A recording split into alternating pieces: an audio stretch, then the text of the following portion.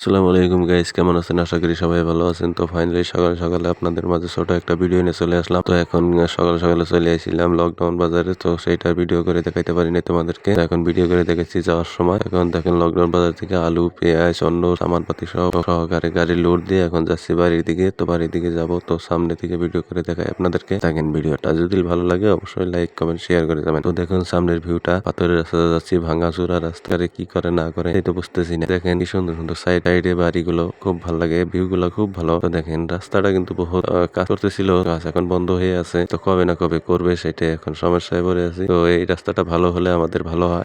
এই রাস্তাতে আমরা গাড়ি নিয়ে চলাফেরা করি। তো রাস্তাটা দেখেন শুধুই হলো পাথর আর পাথর, রাস্তাতে যাওয়া দিকদার। তো বন্ধুরা এই রাস্তাতে হাজার হাজার গাড়ি চলে, তো সবারই যাওয়ার দিক দেরি হচ্ছে। তো যদি ভালো করে দেয় অবশ্যই ভালো হবে। রাস্তাটা যদি পাকা করে দেয়, কিন্তু আধা রাস্তা পাকা হয়েছে আর আধা কাঁচা রয়েছে, এরকম পাথর ফেলাইতে দিছে। এরকম পাথরের রাস্তায় কে কে গাড়ি চালাইছেন অবশ্যই কমেন্টে জানাবেন। তো ভিডিওটা এখানে শেষ করছি, ধন্যবাদ সবাইকে।